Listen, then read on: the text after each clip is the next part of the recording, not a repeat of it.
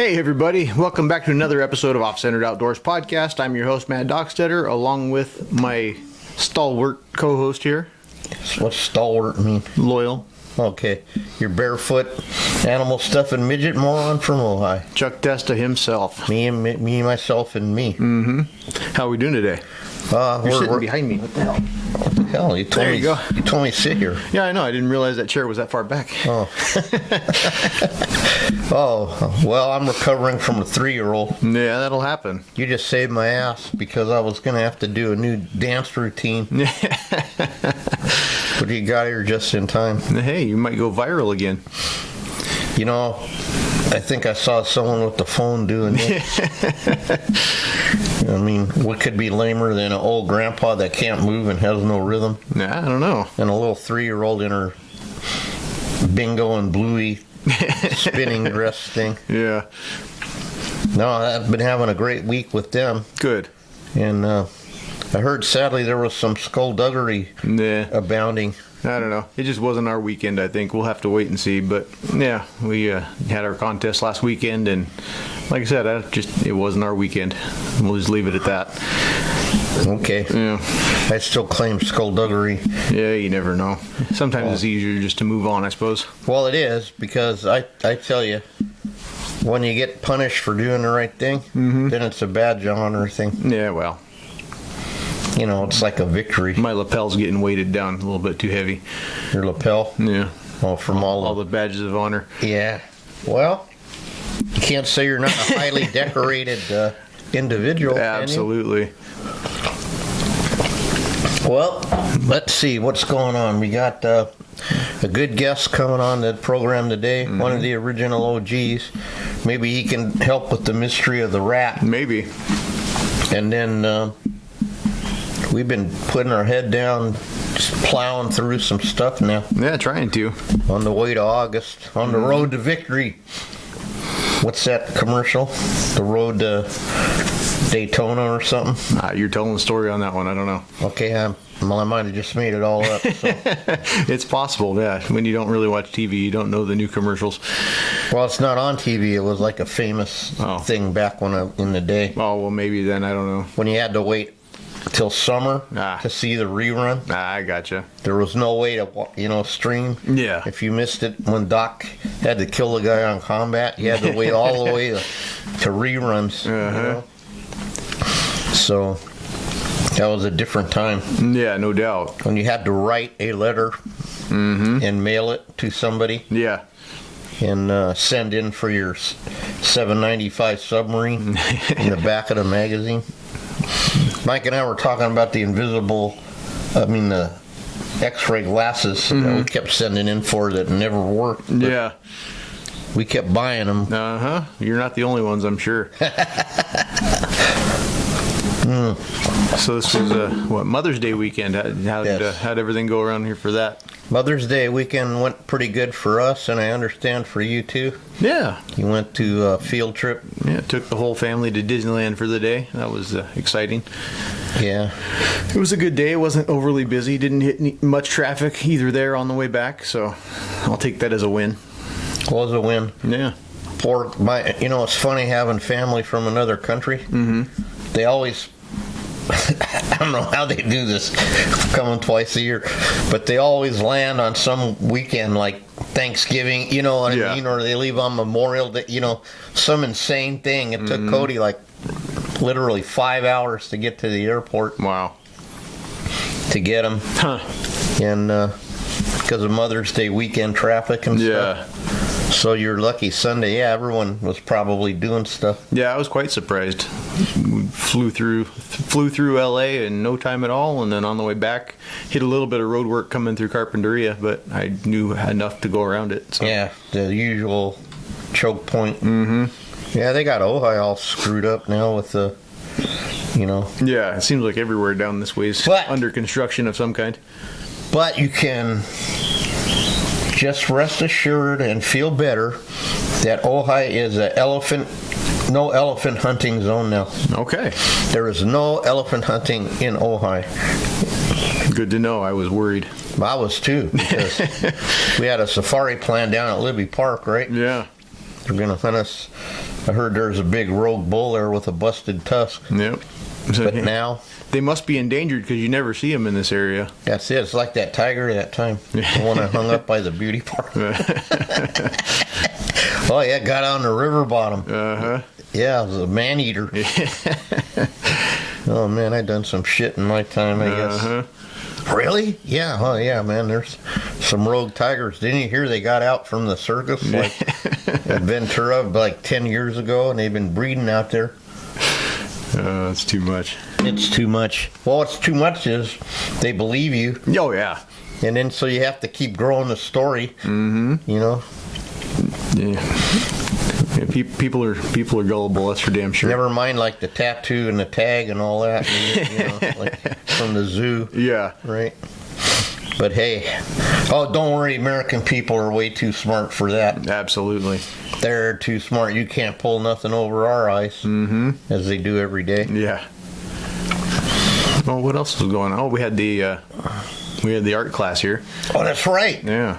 We had 23 animal sketching students Yeah. That from was the university. interesting. We mounted up the worst mule deer Chuck had in the freezer for him. Yeah, that was as usual. I had the good one and the bad one. In which bag did I hand them at? Uh-huh. The only one that was impossible. But well, only one come out a good one. You keep saying that. I do. It's true.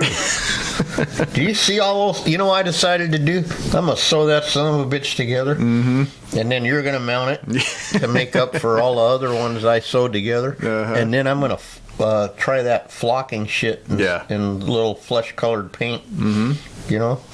And I bet you, because it really doesn't look that bad, you did a great job on what you could do. Yeah, well. You just don't like ugly deer. No, for sure. And you get, Matt sometimes he takes it personal when he can't fix ugly. Well, like I told the class, I think if it was me and my customer, I probably would have tried to talk him into a replacement cape instead of fighting with that ugly piece of crap. But we got it done. So. We got it done, and again, I can't remember why I didn't do that. It was because of the zone it was from. But that's right. There wasn't really anything special about it. It wasn't. Yeah. You thought it was from somewhere completely not where it was. So. Well, that's why. But see, sometimes that's why you have to intervene with me. But hey, what we say, my standard thing is, hey, I didn't do this. No, for sure. And this is going to be part of your story. You can say, what'd they do? He said, well, he started drinking beer, and the guy tried to, this is our... Yeah, well. I don't know. That's my new rule. No beer drinking till you cape your deer. Yeah. We'll see how many people listen to that one. Well, nobody, because no one listens to us anyway. Yeah.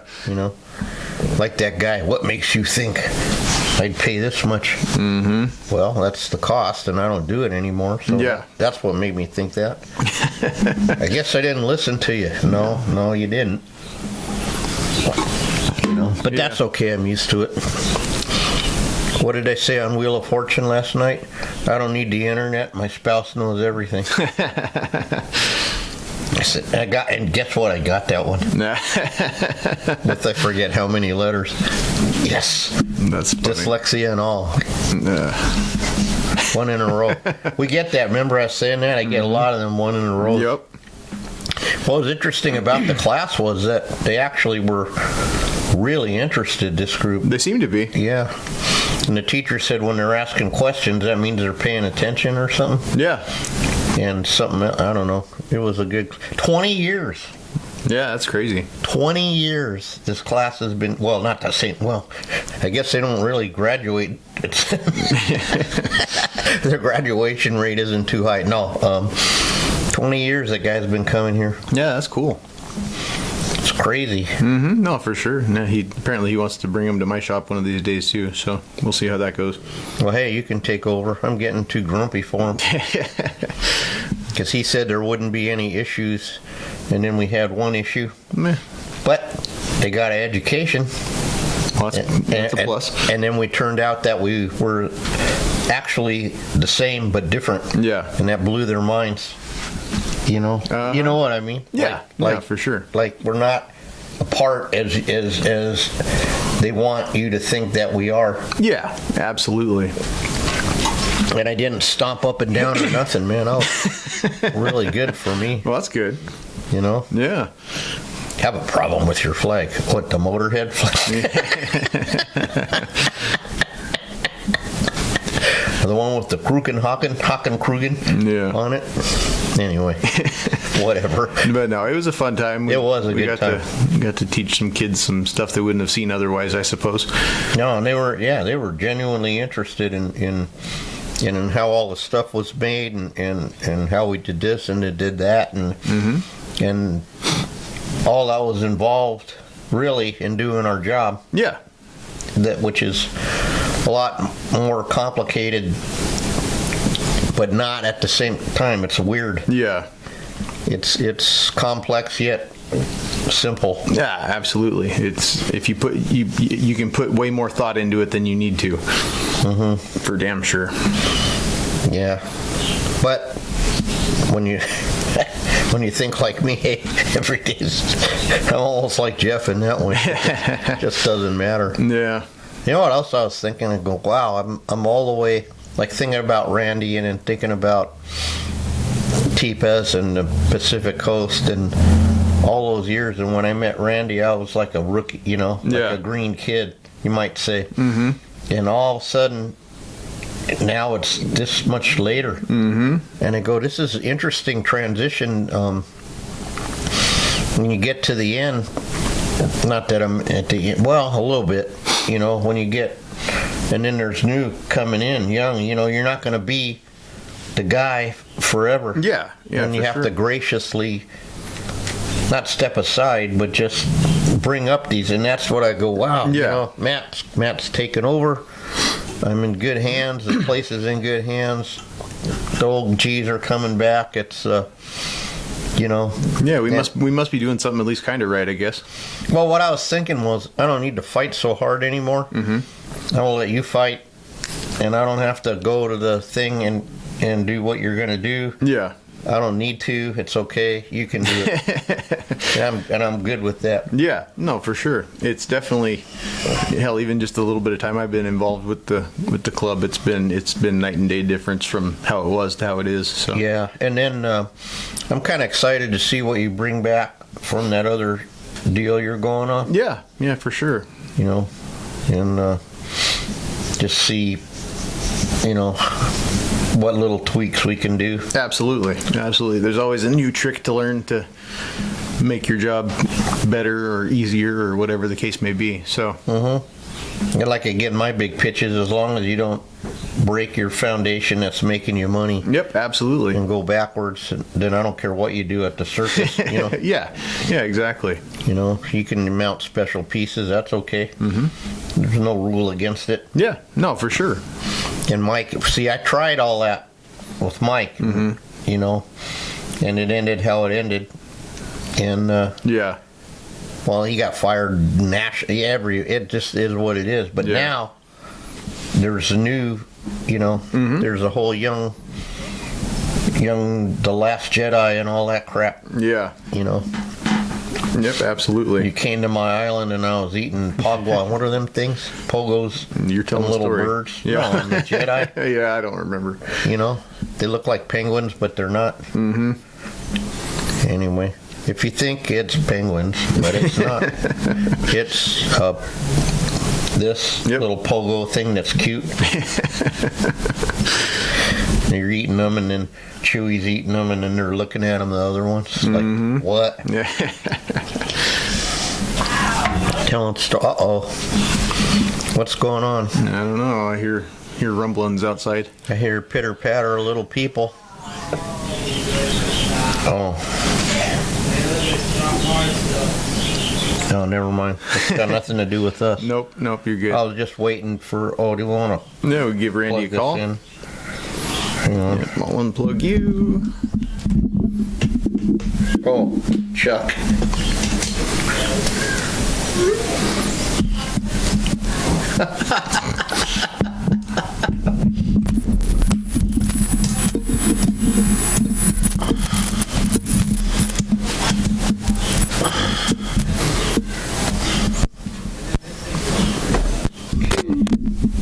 I'm just wondering. That's funny. We're going to restart this. call. Okay, just wondering. Boy, I'm a techno wizard. Okay. So now I'll go back over here.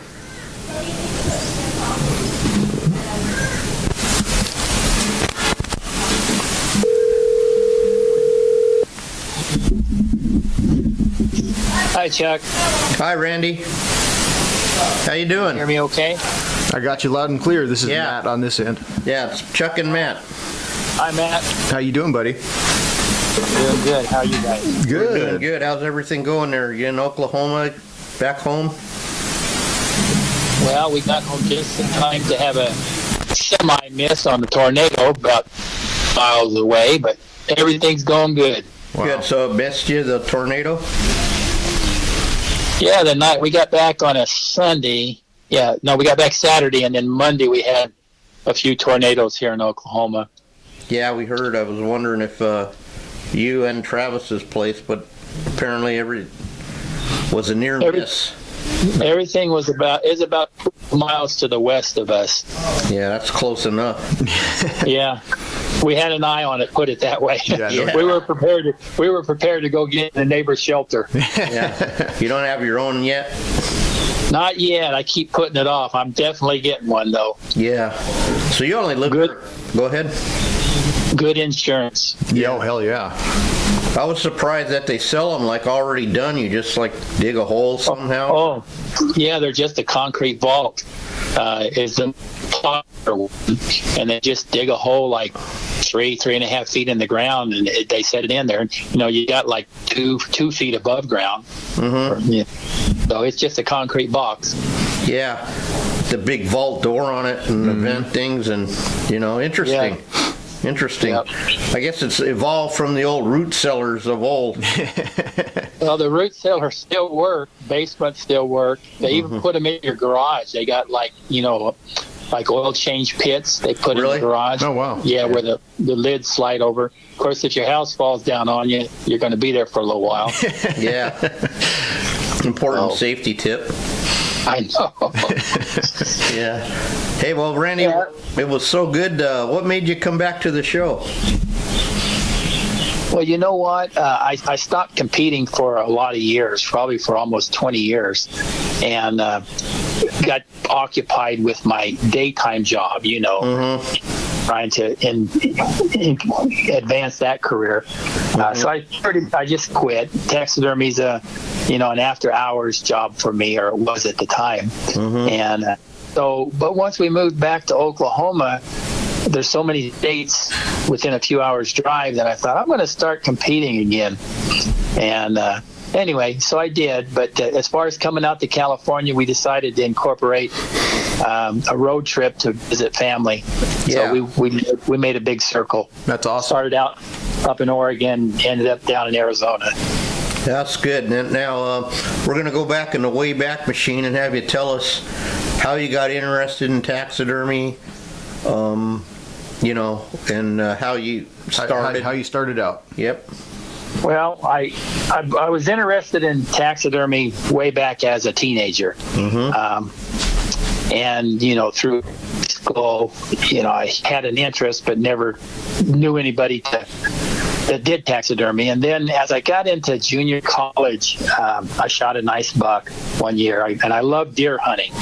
So I took it to this guy that did it out of his garage that lived near me, and, tried to talk him into showing me how to do stuff, but he wouldn't. It was like a father and son kind thing, and this was back in probably, I don't know, 1970, something like that. Yeah. And so anyway, kind of put it off on the side. He mounted a deer, and it was like $100 for deer, and I'm thinking, man, I can't afford to keep getting deer mounted at $100 a pop. I'm a poor boy. I just got to learn someday. So anyway, went ahead and got married, and about the second year that my wife and I were married, I thought, I want to learn how to do taxidermy. So of course, in the back of Outdoor Life and Field and Stream, there was an ad for Northwest School of Taxidermy. And being a young family man, I didn't have the money, so I ended up selling my golf clubs for $50. And for 50, I forget what it cost, like $25 or $30 for the Northwest School of Taxidermy courses. And anyway, got started that way, and really wanted to learn taxidermy for deer heads, because I love to hunt deer, and didn't really do much bird hunting. I'd go pheasant hunting every year. At that time, there was a lot of pheasants back in California. Anyway, so they every 2 weeks they'd send you a new booklet, and it started out on different things. And anyway, the bird section was you could use pigeons or doves or whatever. So there was an auction, a flea market there in Roseville, the Nijos, and at that time they had an auction where you could go and bid on animals and rabbits. So anyway, just to say, I ended up getting pigeons from there and started out on pigeons, on birds. And then as far as game heads, back then all the forms were just paper forms. This was before all the foam forms. And, I'd order a foam form or a paper form. I think back then it was either Van Dyke's or Jonas is where you'd get them. And not knowing anything about it other than what the book told me, they looked terrible. Even to me then, they looked terrible. Right. I had no knowledge of clay modeling or anything like that. So. Right. But anyway, that's how I got started.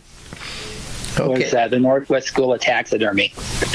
And after a few years, I really try to stay with birds, kind of thing. But after a few years, I was still doing the deer for myself, and any family member that would kill a deer, I'd mount theirs. You know how that goes. Yep. And anyway, one year during pheasant season, I shot several pheasants, and I thought, I'm going to mount these up give them to some family members as Christmas gifts. So I mounted them up, and I was really impressed with myself. They look good, Looking back on it now, man, I'm telling you, they were junk. But made me feel real good, Family members loved them. So that's kind of how I got going on the birds. I was more impressed with the birds that I had done than I were the deer. So I thought, the next year I didn't shoot that many pheasants, so I thought I'm going to buy a few from a pheasant farm. So I bought a few, and the flea market out there, I sold, 4 or 5 for like $50 a piece. And I thought, oh man, this is good money. I'm going to do good at this, So, of course, they had to be from a licensed breeder, which I learned all that, and you got to have the tag on them. So anyway, I went out there a couple of times that first season and handed out a few cards, and you get one guy's work and start doing work for one guy, and before you know it, you're doing his buddy's work and then his buddy's work, and it kind of expands. So the next year I went and bought like 25 pheasants, and it's like, dude, they were going, I was selling 5 or 6 a weekend. I was thinking, man, I'm making bank. And anyway, the year after that, I think I bought like 60 or 70 pheasants, and we'd get them pheasant farm, and we'd dispatch them, and then I'd put them in the freezer. Anyway, so I started doing. By that third year, I was getting a lot of work. I was probably doing 150 birds every year or more. Wow, nice. And in the evening, weekends, I was getting so many birds that I had to. My wife was skinning, and so was my mom for me, skinning birds during the day. And then I'd come home at night and mount up 2 or 3 birds in the evenings. Wow. So anyway, that's how I got into the bird part of taxidermy. Kind of let the deer. I didn't really concentrate on deer. I'd do a few deer heads and life size and some fish, but I was just more focused on the birds, really.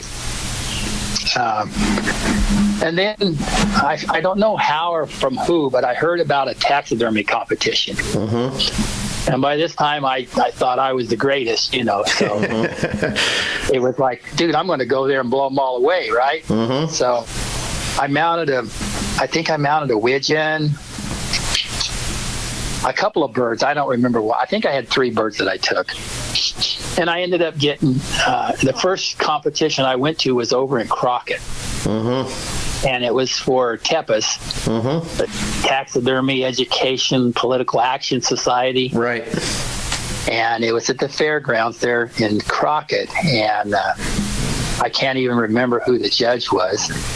But I got 3 seconds, and I thought, well, that ain't what it, you know. And I looked around, and I could tell that some of the other stuff was better than me, you know. And as far as I was concerned, it was all about big horns and pretty feathers. Yeah. So it was the bigger the horn, the better the mount, the prettier the feathers, the nicer the mount. Yep. And anatomy wasn't something that I was too into or really even paid attention to be honest with you. Yeah. Of course, the first show, it was like, you know, check your anatomy, do this, do that. And it's like, I'm a college graduate. I wonder what they're meaning. You know? And I want to say that was probably, I don't remember, but it might have been 1990, something like that. Maybe 1991. Yeah. And yeah. And I think it was just a few months later they had another show there. I don't know if this one was, I believe this was the still TEPAS at the time, but they had another taxidermy show, and you know, they had a president's challenge, we'd call it nowadays, but it was like a pheasant, you know. So it's like, oh, I've done a lot of pheasants. I'm going to do a couple of pheasants. I think I did a duck or 2, and anyway, I ended up winning the pheasant challenge, which was no kidding, quite a feat for me, because there was probably the top guy in California was competing there at the time. So Wow. You know, and he didn't think that was too good a decision on the judge's part. But I bet I liked it. You liked it. I liked it. Yeah. So at least I got a couple of blues that time, but still it was check your anatomy. So I went home, and I remember laying on the couch with book, because my thought was I think the next year the NTA was having a show in Sparks.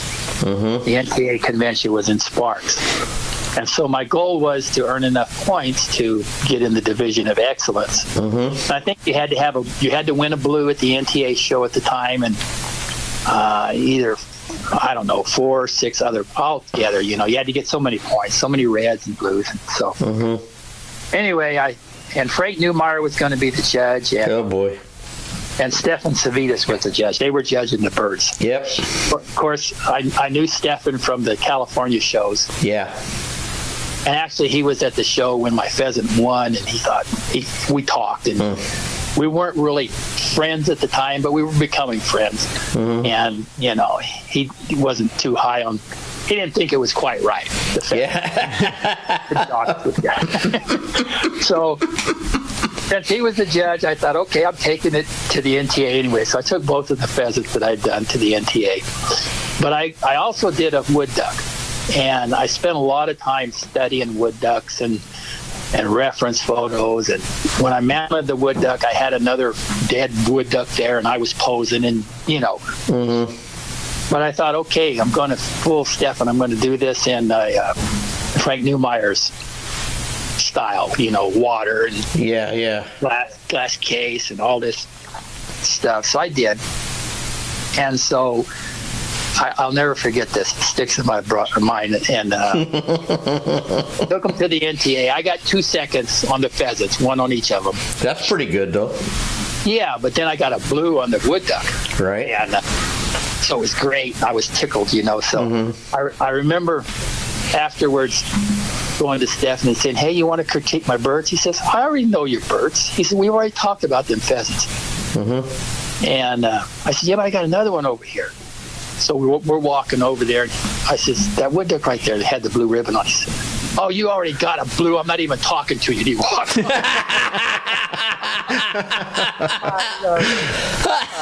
Stefan. Oh, man. faked him out. Anyway, we've become good friends since then. You know. But anyway, it was a good time. Yeah, privileged to know him too as a friend, or call him a friend, you know. It is, yeah. He's his own man, has always been, but he's just a heck of a bird taxidermist, and now an artist, you know, really, bronzes and stuff. Oh yeah, and it was good seeing him at the California show. Wasn't it great? It was. I had heard that he might show up, but then when he did, it was like, oh man, I had to go over and give him a hug. Yeah. Oh, absolutely. And what I was going to say too, Randy, is so we see all these new people, young and everything, and coming in. It's great, but they don't know whose shoulders, like Joe says, they're standing on. And then we started up this podcast, you know, and then we started talking to the OGs, like you, original old goats, as Kevin calls us at the association. But the point is that was a time, you know, it wasn't like as easy as it is now to learn. Right, and it was terrible. Yeah, and you had to work hard. And, I mean, way back then we were making bodies out of Excelsior. There's no such thing as carbon bodies at that time. They're just getting Excelsior and jeweler's toe, and you know, and dampening up and wrapping it with string, and it was all strings. And I think back then we were just trying to find things to inject into legs and feet. Reminds me of a story. I mean, way back then I was using formaldehyde. And my wife was a hairdresser, and she worked next to this pharmacy. So this pharmacist sold me a whole gallon of formaldehyde. And I remember that, you know, I worked in the garage, so a lot of the birds I mounted ended up coming in the house, right? I brought this one bird in the house, and I thought, well, I forgot to inject the feet. So I just brought the whole gallon, or I think I poured some of the formaldehyde in a container, and I took it in the house, and I'm going to inject the feet. I spilled the whole container all over the carpet. Oh, no. We had to leave the house for a whole day and night. Right. Oh, my goodness. That's funny. Yeah, we didn't have all the things. This was before cast parts and foam bodies and everything. And even the eyes, like now they have these really nice shaped bird eyes, and we were doing $1 or 25 cents a pair on the wire, remember? Oh man, that's when we used to have 100 pair of this set and 100 pair of those eyes. I used to have eyes everywhere. Now you can't afford to put eyes everywhere. Yeah. No.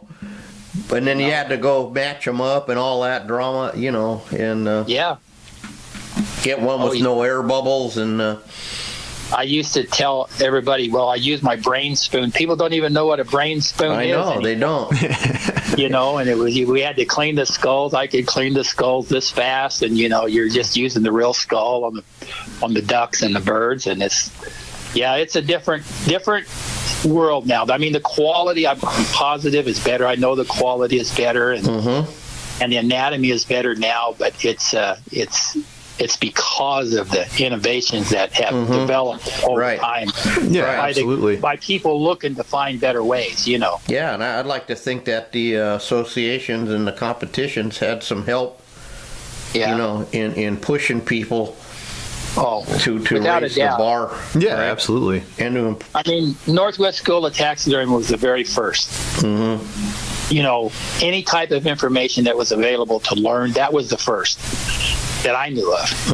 And you know, and then it went to seminars, right? Maybe there were seminars before. Then there started being seminars, and taxidermists started talking to taxidermists then. Instead of just closing their doors and turning their backs on each other. And sharing how to do this and that. I mean, everybody can know the same method, but that doesn't mean everybody's going to be able to apply it. Yeah, 100%. That's the trouble, trying to mimic, like when you're working in a shop with a guy and you just touch it a little bit different, and it's. Some people just have talents. Everybody, I believe everybody has a talent. You know, if you can find what your talent is, you're going to excel at that. Right. Yeah. But I mean, I'm not an artist. Some people are just natural born artists, and they can paint and see things and I'm not one of those persons. I have to work at it, Yeah, well, that's what we had to, like we said, Matt and I, we like to say we bust our ass for mediocrity. That's about the truth, It is. It's not a self, what do you call it? Not a beating ourselves up. It's just like learning to see. Yeah. We had to learn how to see. Like you said, I know. Like what's skin alignment, Grooming. Yeah. Grooming. Oh yeah, I always was a groomer. I love to just sit there and move feathers around, make it look smooth and pretty. Yeah.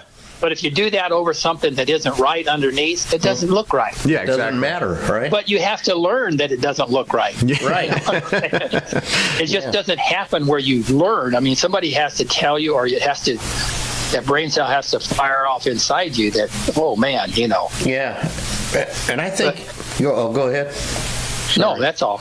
Well, I was going to say, I was thinking back, I remember was it 89 or 90 research mannequins hosted like a couple of 2-day seminars with different ones. And I think I saw a lot of it starting to expand back then with the sharing of the knowledge. And I think that's where I met Stefan, right? Was there? I think so.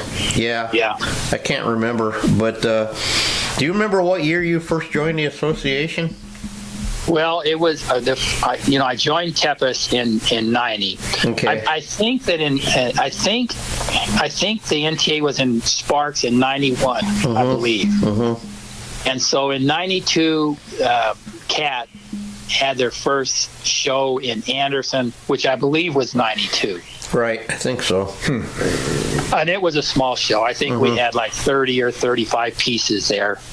And I think we ended up with like 12 members. Oh, wow. We had 12 members. I think Bob Edelman was there. Yep. And I'm probably going to forget. Leo Fiore was there. Right. Don Cameron. Yeah. Don, we're going to...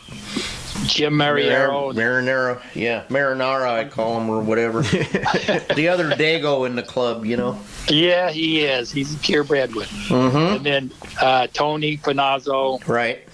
Al Cardins and his wife, Kathy Cardins. And Jim Barango was there. I think Silva was there, best I can recall. And myself. And then I know there's a couple others that I'm forgetting. I just can't remember who they were. No, and then I had joined, but the old mail-in way where you mail a check in your application, Yeah.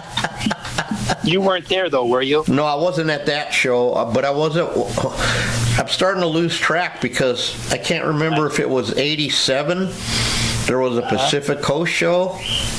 Or, yeah, that was before I ever started going to any of the shows.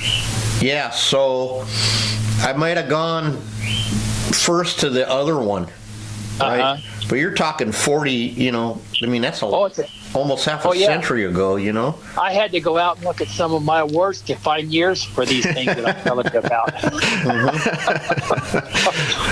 I mean, we didn't have but like 30 or 35 pieces at that show there in Anderson, but I did win Judge's Choice Best of Show. Nice. Good deal.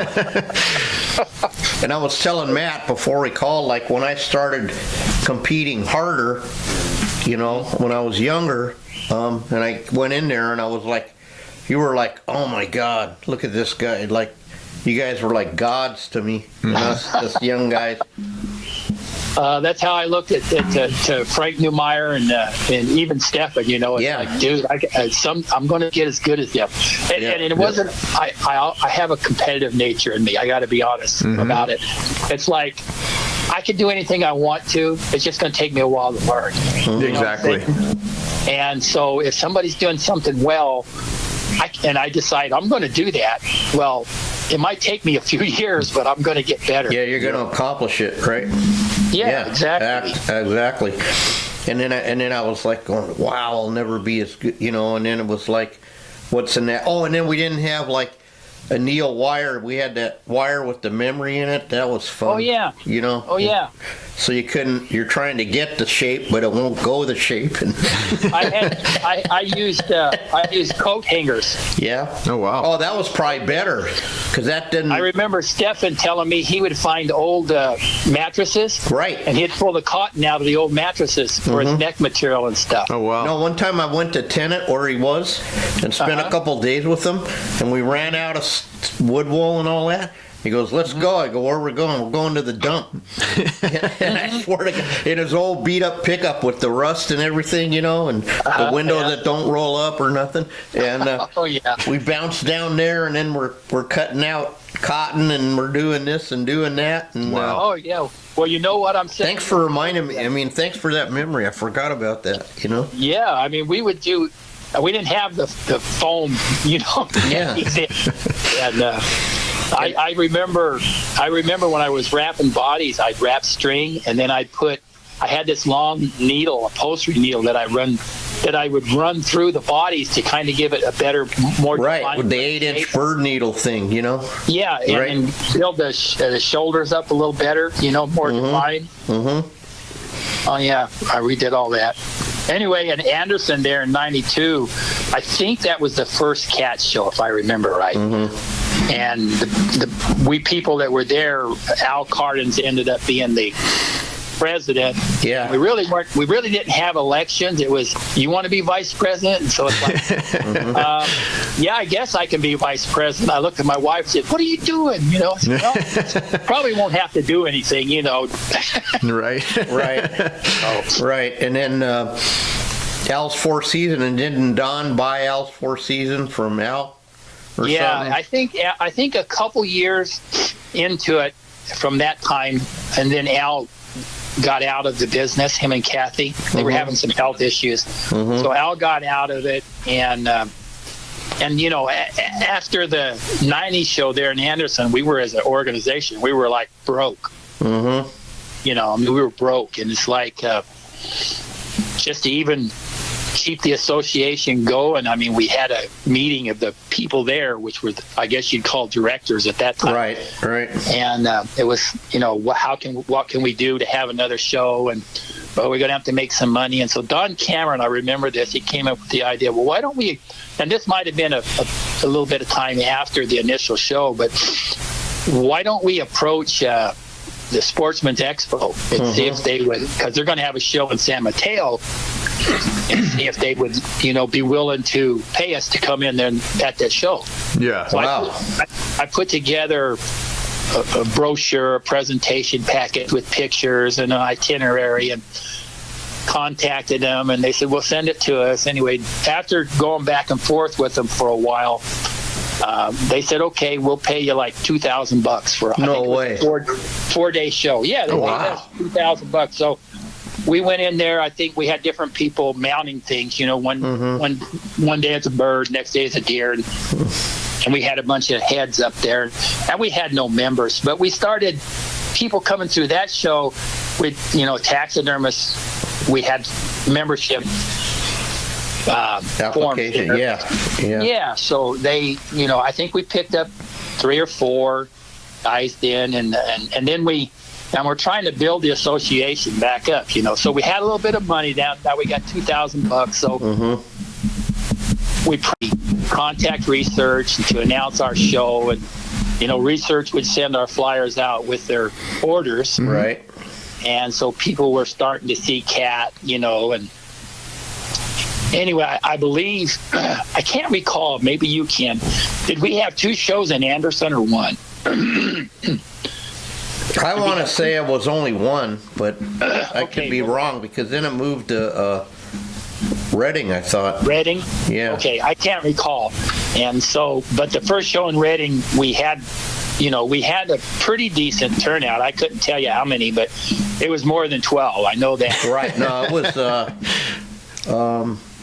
because our problem being down here was it was a hell of a haul back then. You know? Oh yeah, Tony would come up from San Bernardino, and same with you. I mean, you guys were traveling a long ways. Yeah. But I think that first show or two, we started drawing some people from Oregon too. Mm-hmm. And so we increased, and I told Alice, you know what? When people come, we need to send them home with something. Mm-hmm. I said, why don't we have some hats made up? Mm-hmm. And the good thing with Al and with Jim Silva was anything I said let's do, they'd say, yeah, let's go for it. Mm-hmm. So I remember the first show or two, we gave hats out to people as they registered, so they're carrying something home that says C.A.T. Mm-hmm. And the first couple years there in Reading were gross years. Mm-hmm. And then I want to say, like, the third year, we just boomed. Exploded. We boomed. I think we had, I was the Al was the president for a couple years, and then Jim became the president, and I was his vice president for at least 4 years. And I know we went from the initial 12 members there in Anderson up to over 200. Wow. Right. By 6 years later. And I would almost venture to guess that we had the largest show in the U.S. We did. By that time. I know we had near 400 pieces there. Yeah. Wow. I think 2 years in a row we beat every show in, like, Pennsylvania used to be the biggest one, and we kicked their ass 2 years in a row. Maybe more, but I know for sure 2 years in a row. I know 2 years I judged the birds there for our show, and oh my gosh, I think 1 year there was over like 150 birds or something like that. Oh, wow. There was a ton of birds. California always had a lot of birds and a lot of game heads, but by this time we were getting people from Oregon, Washington, Idaho, Nevada, Arizona, all over the western people states. Were coming from all over there. So and anyway, the association grew really well. We started a newsletter during that time, which I took care of and put everything together, and we started getting some of the sponsors to come in and donate to the newsletter. And we used to do it in black and white. We had a gal that worked at my daytime job with me, and she was way better at that type of stuff. So I'd get everything together and give it to her, and she'd put it all in a format, and we'd get the pages printed. Then I'd take it home. My wife and I would staple it together and address the envelopes and send them all out. And it took a while to grow, but every year it seemed like we did better and better. That's great. And if it wasn't for all that hard work, we wouldn't have what we have now. Yeah, no, for sure. It was. I told Chuck earlier, quite the honor to have the old guard back in the building this year. It was nice to meet everybody. Well, with any effort, any endeavor, you can have a lot of people who have ideas, but you usually only have a handful of people that will work. Yeah. If we had a dozen directors or 10 directors, back then we might have 4 or 5 that would actually do things. Sometimes even less than that. But everybody has ideas on how it should be. Yeah. Yeah, everybody has an opinion. Only a handful want to do anything to act on it, unfortunately. That's how it always is. It doesn't matter. Oh, yeah. I remember when we decided we needed a logo, and, everybody was supposed to try to put something together and turn it in, and Al Cardins is the ones that drew the logo that we have now there in California. Wow. So there was some discussions between the directors at the time. Well, some of them felt it wasn't professional enough, I remember all that drama, but they didn't have a better, they didn't have a better option. No, they wouldn't do it. So there you go. So, and I think as it turned out, it was the better decision, because it really is nostalgic, I think. It is old school, man. Yeah, that's absolutely. for sure. Yeah. It seemed like everywhere that we taxidermists from back there were going, or any opportunity we had to pull new members in, that happened a lot. I remember going to I don't remember what type of sportsman show it was up in Reno or Sparks, but they had a taxidermy competition in conjunction with their show. So I took some pieces up there just to compete because I was into it by this time. I remember talking to this one guy up there, him and his girlfriend. It ended up being Jim Burton. No, yeah. So he was interested in it, and I told him, man, you should come. And anyway, long story short, he and I became really good friends. Yeah. And he was a good dude. A lot of times out in the duck blinds and turkey hunting and goose hunting. Anyway, he got involved, and I sent a lot of birds to different people at that time. I never started duck hunting until my 30s. I always had friends who went duck hunting, and they would always invite me to go, but deer hunting was my thing. You know, it's like I'm a deer hunter. I don't. And finally, in my early to mid 30s, I went duck hunting with a friend, and by that time, I was a deer and a duck hunter. In my brain, I'm a sheep hunter and goat hunter, but in my brain, because I'm not a bazillionaire. Yeah, I understand what you're saying. So I ended up getting lots of ducks, and everything's a mounter. You know how that goes. Oh, yeah. Oh, this is a mounter. Even my grandkids grew up saying, Papa, this is a mounter. And so I ended up sending birds to a lot of different guys. I remember the first time Braun Anderson came to the show. And he, of course, he was good bird taxidermist back then even. But I ended up sending him a bird that he took to the Nationals, I think, and then anyway, there's a lot of history there. Yeah, a lot of history. good taxidermists. Yeah. Yep. And I'm grateful that we have opportunity to at least get some of it recorded down somewhere. Yeah, absolutely. That it's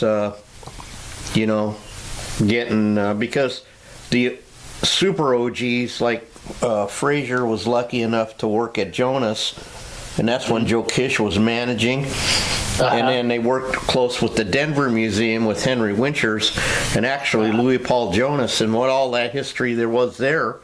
But those Henry's gone and Louis Paul's gone, and those are pillars of the taxidermy industry. Absolutely. Right. And and no one really got their stories down, I mean? You can probably walk through the show right now and mention those names, and half of the people will go, "Who's that?" Oh, yeah. They wouldn't know who they are. Yeah, that's what I mean, And I remember a few years ago, somebody on one of the online groups was saying something about Frank Neumeyer, and I thought I had to chime in and say, "Man, you guys don't understand. That's a legend in our industry." Yeah, and he's one of the more creative guys around.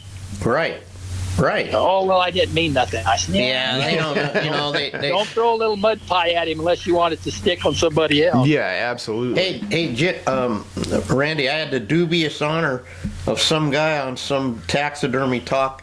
He decided to ask everybody what they thought of my work, and they rated me and said I'm like a 4 to 5 level out of 10 and all this stuff. But that was nice of them.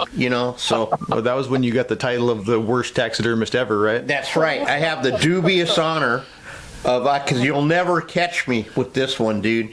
No matter how hard you try, I am the worst taxidermist that ever lived. Oh, that's funny. Isn't it funny? I forgot about that. It started reminding me about that when you said, "Who's Frank?" and talk about they don't know squat, these kids. Yeah. Oh, no, I know. My gosh. It's funny, the bird I brought to California this year, after I got it put together here at home, I wasn't really happy with it. I told my wife, sucker's going to get a second. She says, "No, it looks good." Of course, they always say it looks good. And I told her, no, if he gives it anything other than a second, he don't know what he's doing. Right. And I remember talking to Alan Dowdy before I got there because he had heard us coming, so he contacted me. And he and I talk every once in a while.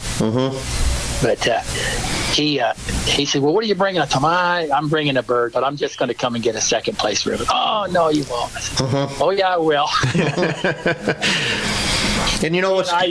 He and I used to do birds together. He used to live real close to me when I lived in Citrus Heights, and like a couple blocks over. So there was quite a few evenings he'd come over, and we'd both be out in the garage mounting birds together. And stuff. Yeah, I'm gonna ask him to come on because he's got good stories. Yeah, for sure, Alan. Be a good guest. And it's so funny. He looks so serious all the time.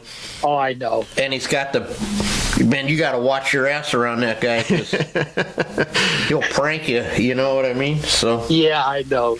I've been around him a long time. Yeah.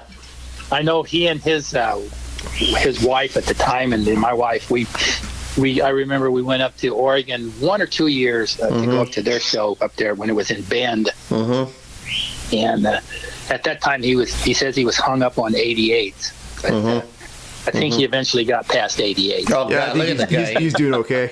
Yeah, he pisses me off. Yeah, he's really good. No, he's good. He's a good dude. Solid, Yeah, once I got into the Division of Excellence from the Reno show, I think the next year or two the NTA had a show up in Spokane, so Wow. I went up there and competed in the Division of Excellence, and Alan had taken a bufflehead up there, which he ended up winning national champion with the bufflehead. Oh, wow. Wow, yeah. Yeah, but I only came in second in Division of Excellence. And Alan, you wouldn't know because he doesn't talk about all his hardware. Yeah, no. He don't put it on Facebook. Exactly. Or nothing, that is exactly how it's supposed to be. Yeah. Yep, you're right. You just let your work do its talking for you. And I remember Go ahead. Another thing when we were up in Redding, and we were going really strong. We even had a TV commercial made.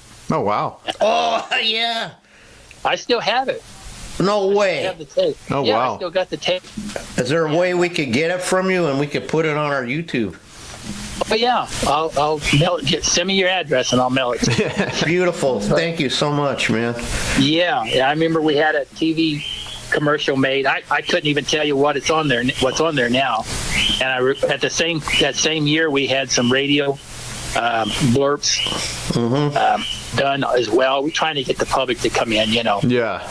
Yeah, because there was a point there where we even had flat artists painting there and Oh, wow. all kinds of events. Yeah, it was a huge, actually was a taxidermy and art show. Yeah. Oh yeah, as many backboards as California has, they were all full. Wow. Full, yeah. Both sides. Both sides. Wow. Yeah. That's crazy. Yeah, I know, it's crazy. Oh! Sorry.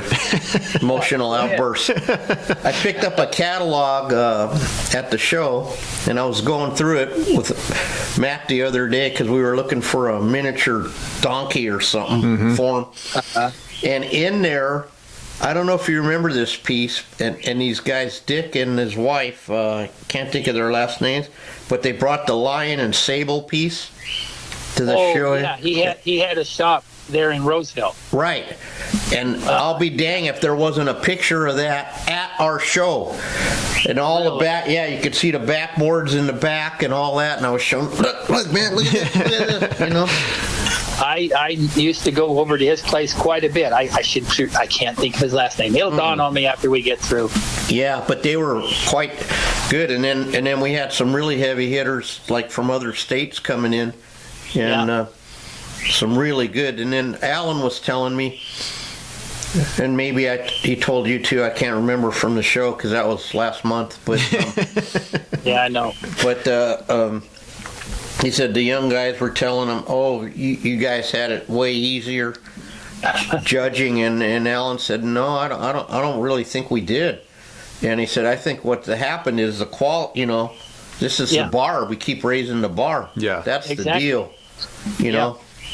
It isn't that people are more talented now. It's just there's more information, better quality products. I think the creativity and the artistic part has been promoted even more. I think the work's just being elevated because of the internet, the videos, seminars, shared information, and techniques. Yeah. It gets, I watched one the other day where guys rebuilding the ear muscles on a deer, and it's just putting it on there a muscle at a time. Yeah. Like, Are you kidding me? Slap some clay on there and call it good. Well, that's basically what we do in our system is maybe not that finessed, but we put them back in muscle groups 100%. Yeah. You know? Well, I've never competed with anything other than birds.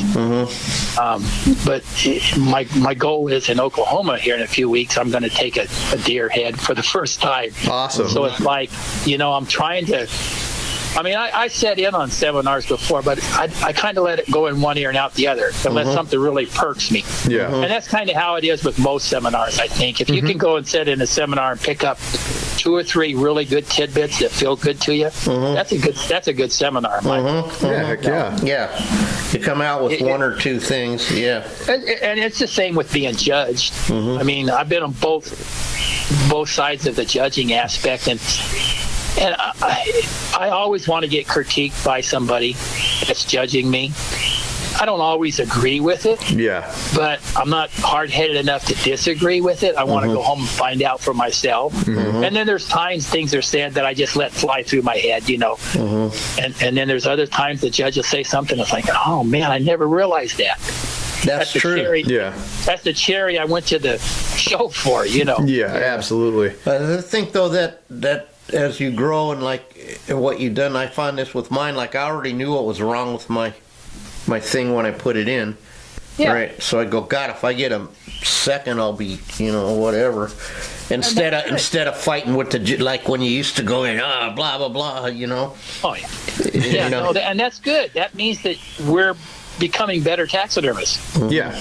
We know good from not so good. Yeah, Right. absolutely. No, we know we know what we're doing. And I just chose, it was what it was. And what my reasons for doing it wasn't necessarily like to win, like you were saying with, you put one together and you brought it down and you go, I'm going to get a 85 maybe or whatever. And, Yeah. Yeah. Hey, I got a question too. The rat that's always at the table? Yeah. I used to know the story, but I can't remember. How did that rat story start? I don't know. That seems to be everybody's answer. It's too far gone for me. I couldn't tell you. I don't remember. All I know is if we don't have it, it's bad luck. You know what I mean? It's like... Yeah. I can't remember. I listened to Jim Silva's podcast with you. He's got a good memory. Some people can remember everything about all types of events in their lives. Right. Yeah. Only certain events stick in my brain. Yeah, but he couldn't remember. I thought for sure he would. Because it used to be he had the rattlesnake on the table and the rat, and it's just been there forever, and you remember when we used to get those Pegasus? The one guy from Selma or Fowler used to bring Pegasus up, those little goats that he put. Yeah. Yeah. I forget his name, but I never forget the animals. And he was into that. He would bring them every year for a few years. Wow. Yeah, he was ahead of the curve on that interpretive, whatever they call it. Now we got a transgender monkey on a stripping pole. Yeah. However, last year you probably didn't know, I brought a Wile E. Coyote on a rocket. So. Oh, was that yours? That was mine. I didn't know who did. I've seen several times. I've seen pictures of it. Yep, it's made the rounds. It made the rounds, dude. It backfired on me. I was trying to prove a point, and as usual, it's pointless. We figured since it was so popular on the internet, it's going to go with us to the World Show this year for the hell of it. I don't know. That monkey on a pole looked pretty good to me. Yeah. Yeah, that's a world winner right there. Got some heavy hitting competition. Yeah. Except for at the World Show, they might get offended by that. You know how some of them are there. They don't want to represent no blood on your mount, no this, no that, Yeah. Well, I understand. We came from a time back in the Tepes days where I remember a group of people coming and throwing blood out or paint, to represent blood. The PETA people back then, and some of the directors were just like fearful of all that, and I think that's how come we ended up going up north. Probably, yeah. And got away from the Bay Area, Right. where a little more outdoorsy up there. Absolutely. And that was a good move. That ended up being a really good move. Yeah, it was. Well, look, the rest is history, as they say. Yep. And now I'm really liking what I saw. Like Matt sort of drugged me back. So now I don't even remember. Oh, I know. Allegedly, he told me Ron Anderson was coming or something. That's why you A couple came back. years ago. That is why. Okay, so that's why. Listen to what Matt says, not what I say. But he's the brains of my operation. So when it all goes wrong, we can just call Ron and blame him. Yeah. So when I talk to Ron quite often. good. He is the character. He was one of our earlier. We had him on a few months back, and then did you ever get a hold of Jim? No, I never have yet. Okay. I tried one day and didn't get an answer, and I haven't called him back, but I will. Okay, and I told him that you did call, and I told him that number was a good number. Yeah. And he said he was going to call, but he spends most of his days, like he said, every day he goes down to the memorial and, Yeah, taking care of that. I didn't know that guy was such a badass, dude, He was badass. Jim doesn't tell stories. No. He doesn't tell stories of what he's gone through or has seen, and I've been privileged to hear a few of them, but not many. Yeah, me too. I considered it a privilege too, because the real guy doesn't. If they're talking, then they're lying. You know what I mean? Like, the real guys that go through that shit don't. It's nothing to brag about, really. It's not. No.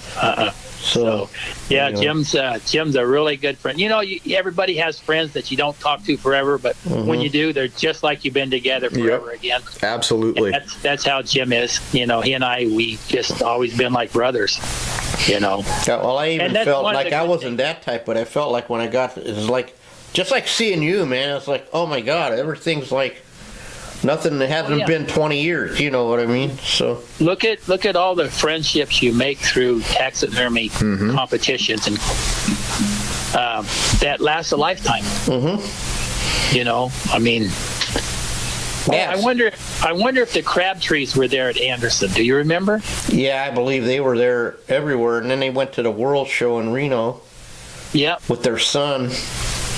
And then didn't we have a Crabtree Award? Oh, but you might have left. I can't remember. Yeah, I don't think I was there when you had a Crabtree Award. Was this for Audie? Yeah. In memory of Audie? Yeah. I don't wonder what happened to that award. See, everything got all screwed up, man. I mean, we have new memorial awards for Joe and Jim Brangle. But there's a lot of good. I mean, I guess it's okay because we'd probably have 50,000 memorial. You can only have so many memorials, I suppose. They were great people, and she was a character, and I don't know if you remember, we had Callie Morris come out twice for seminars. I didn't know. You did? Yeah. I sat through a couple of Callie's seminars in Missouri the last 2 years. He's a really nice guy. Yeah. Really, I had lunch with him. I was eating lunch, and him and his group came in just this last year in Missouri. He said, "Oh, come over to our table." So, he's a wealth of knowledge. He's a and what I respect is he has a system too. You know what I mean? He has a foundation and a system, and like he says, it's heavy metal, loud, back in black. Metallica all day long while they're putting turkeys together. Yep. Moving. So see, that's how we had it. We could afford to have those guys, and maybe someday we can afford to have them again. I remember way back when we were when California was a poor organization, we had to have members do seminars, and members judged, and I even remember once we started accumulating some money in our bank account, thousands and tens of thousands of dollars. Even then, it kind of felt odd to me to pay our own members to give seminars. You know what I'm saying? And I was a proponent of not paying for it, but I understand things change and times change, but we would bring in people from elsewhere and pay them, which somehow in my brain that felt okay. But well, it does feel okay, and I done a bunch in Fraser. We never charged. ever. Yeah. Just because. Yeah, I never charged for anything. Yeah. And it was just me. You know, it's just me. I'm not saying anything's wrong if you No, did, or somebody does. But I always because it's like I love the organization. I love the trade. I did it because I like it. Yeah, I like absolutely. it, and I always tell Matt it was freely given to me, this gift Yep. that I fell into with Yep. Joe and Mike, and I'm gonna, they said we gave it to you for free. Now go do something with it and give it. That's what I do, and that's what Matt does. You know, and I'm 100% with you. I know the organizations now accumulate a lot of money. Different organizations do if they're doing well, and I know that a lot of times that money is used to defray the cost and hold the cost down of the state shows. Yeah. And which is good. Some state shows, they charge quite a bit more, and which is good, but it doesn't do the organization a lot of good money sitting in the bank account either. Yeah, exactly. It doesn't. If it costs you $10,000-$15,000 to put on a show, or $20,000, doesn't do you any good to have $60,000 in your bank account. My opinion. No, exactly. It's it's a non-profit, so we got to show a non-profit, right? right. Yeah. Right. Use the money to promote your organization. Use the money to promote the knowledge that you use in our industry. Yeah. Is what I think. That's how I look at it. No, I completely agree with you. He just gave me another idea. Speaking about paying to bring someone in. Just what you needed is another idea. Yeah, I know. I get dangerous. But no, I agree. I think that to pay for certain people that are on, to come in and do it, then that's fine, right? With certain things, or like Rick Crane or somebody, you know what I mean? But exactly. But for guys that are local in it, I think that our time, it just, I don't know. I do it. I expect to do it. Actually, it's for weird. sure. I did seminars and I judged, and I didn't do it for money. I never took any money. I didn't do it. I wanted to help. Yeah. You know what I'm saying? To help, and it's kind of an ego thing too. Let's be honest with it. Competing is ego. But once you fulfill your ego, then what reason do you have to do it? Yeah, then what, right? Unless it's to help people. Yeah. Right. Yeah, exactly. And that's great. And like I also taught, like Mike, he wouldn't take any money for food for his meals or even his lodging. He said, I have to sleep somewhere. Yeah. I have to eat. You know what I mean, right? So I do know. What the hell? So yeah, it's and then your motives are always, always check your motives and all these little things I was taught, but it's all true. That I'm saying are my opinion. Yep, right. Absolutely. The way I feel toward Pete. And if another person that hears this it feels different, so be it. There's no condemnation to you. That's just the way I feel. It is. And then, like, for me, I also feel like you got to give it away to keep it, if that makes any sense. Yeah. Yeah, absolutely.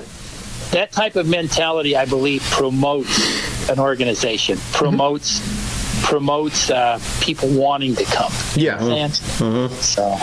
Yeah, and then I don't know. I find that I learned so much from it's crazy. As you're talking and doing your thing, Oh, I know. Yeah. It keeps the information fresh in your brain too. Right. I've been the last 2 years here. I went to either 4 or 5 different state shows near Oklahoma, each of the last 2 years, and have met really good people everywhere. And it's funny, I've talked to game head, deer guys, and we'll be talking about this, and he said, well, I heard that you could do this and that, and it's like, I never knew that tidbit, I could use that on a bird. Yeah. Yeah. So it's amazing the information that you can pick up just by becoming friends with people. It's stopping for like 20 years, and it wasn't because I just liked taxidermy anymore. I still love to compete and love doing taxidermy.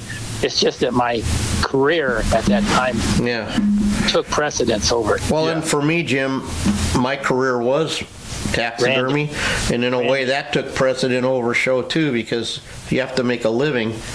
And you don't have the luxury of you know. Yeah. Of Well, that. that was one of the things way back when. It was like, I always felt like a president, and this is me again. I always felt like the president of the association needed to be a full-time taxidermist. Yeah, that's how it was supposed to be. Because a part-time taxidermist, his interests can change, his life goals can change, his family can change, and that would affect how he could perform. But if a guy's doing it full-time, that's his business. Yeah. And that was my thought way back when. That's why I was always happy just to be vice president. Right. And then because in a lot of them like that, I think that's how it deteriorated a little bit. Not to, you know, not throwing stones or nothing, but when Not at all. we had guys on there that were part-time and had another full-time job, or couldn't run a full-time. I mean, how can you just have to. It takes a lot of time and effort to help promote a taxidermist organization. It takes a lot of time and effort to put together shows for the convention. It takes a lot of time and effort to obtain judges. It takes a lot of time and effort to get awards, to get support, to get facilities. Everything takes a lot of time and effort. And it's actually, I see now more so than way back in our day, I see organizations delegating, breaking it up into pieces. You know, this person's in charge of that thing, and this person's in charge of that thing. And it takes the burden off of just a handful of people and kind of spreads the burden out. And it seems to be working really well. Yeah, A lot of shows. Yeah, and then so, I don't know, I just feel good, you know. And I think California's headed back in a good direction. Yeah, I think so too. I really do. It needs to reach out and pull in more, more members, and that's my opinion. California is a big state. There's a lot of taxidermists in California. We've been doing our best, but a lot of guys just don't really give a shit. I mean, for lack of a better term, they're charging their $500 for their garage deer mount, and they don't want to be any better because they're making what they need to make to keep their little bit of the corner turned on. I agree. I mean, some people are into taxidermy for the business. Yeah. It's their business. It's their livelihood. I don't care about, why spend hundreds and hundreds of hours and thousands of dollars to win a $7 ribbon? Yeah, for sure. I mean, there's something a little illogical about that. And so I get where they're coming from, but there's still those people out there like us. No, for sure. That will come. We just have to hit the right nerve to encourage them to do so. Yeah, absolutely. And I think we're, like you said, I think we're on the right track. We're just kind of rebuilding a little bit after some shenanigans and downtime. Well, there's ups and downs in all kinds of businesses and organizations, and as long as it's going back up, it's headed in the right direction. And I feel like the positive gets positive, Randy. So like it feels positive. You know what I mean? That energy is going to build, I think, on itself. I've seen it happen, so I believe it. Yep. I'm not being. My body is one of the old goats, but my brain's still a young buck. There you go. I love it. Yeah, I love it. Yep. It just can't remember how some of the young buck things work. Yeah, that's the problem. Well, that's why I have Matt here.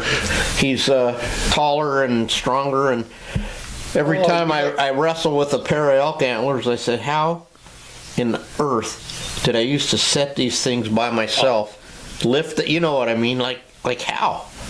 You know what's so sad? I have my glasses on, and I got my optovisors on to even skin some things out. Yeah, that's crazy. I'm not cutting in the wrong spot. That's hilarious. Oh, well, all right, Jim. Randy. Sorry, got Jim Silva on the brain. That's okay. Jim and I were synonymous. Yeah, I know. And see, it start getting comfortable, and I go back to. It's all right. He calls me Jim half the time too. So Matt, Jim, Mike. It doesn't. That's okay. Sorry, Randy. I apologize. Yep. Yeah. Well, hopefully you take care of your wife and things get, I don't know, easier. Yeah, well, I appreciate that. Thanks for having me on, guys. No, thank you for agreeing to come on, and Matt will send you a link Yep, I'll be sure to send it to you on Send me an Facebook address there. and I'll send you that commercial. I will, yeah, perfect. sure will. All right, well, thank you, and we'll talk to you soon, I hope. Sooner All than right, later. Matt. Have a All good one. Bye. See you both. All right, Bye. bye-bye. Well, that was a good podcast. Another amazing, Randy Huffman. boy, we ran long even. We did. We're about an extra half an episode long here, but that's okay. No, that's a lot of information. Yeah, for sure. Guys like that, you could just sit and talk to all day. But the Yeah. camera battery's getting ready to die, so I think it's time to wrap this deal Okay, up. I'm going to until the try and next not time. talk. Go. You're good, Chucky. Go. All right. Well, thanks again for tuning in to another episode of Off-Centered Outdoors Podcast. Be sure to find us everywhere you find your podcasts: Spotify, Apple Podcasts, iHeartRadio, and YouTube, of course. Be sure to check us out on social media at Butcher Shop Taxidermy, at Ojai_Valley_taxidermy. And yeah, Let's mount some deer heads. I'm all fired Time up to after go to work. talking to Randy. I'm all absolutely. All right, guys. Have a see good ya. one.